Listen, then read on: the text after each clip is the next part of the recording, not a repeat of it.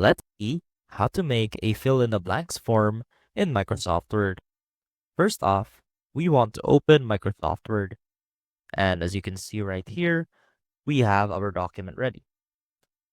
Now let's say that we wanted to provide a form that will allow the user to input their name or the date or other stuff that they want to manually input. And what we can do is insert a text control field. Now to do that, make sure that your developer tab is first and foremost enabled. And you can do that by clicking on the options. Now click on customize ribbon and make sure that the developer tab is checked right here.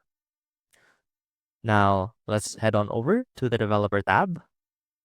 And from here, to insert our fillable form, we can go ahead and click on plain text content control.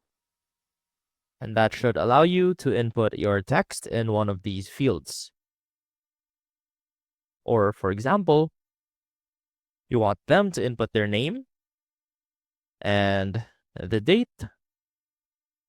And what we can do is click on this one right here, Legacy Tools, and click your text form field. Let's do the same thing for date. And you'll notice that this field right here is interactive. That means you can type inside it. And basically, that is how you can create a fillable form in Microsoft Word. I hope this helped, and I will see you soon.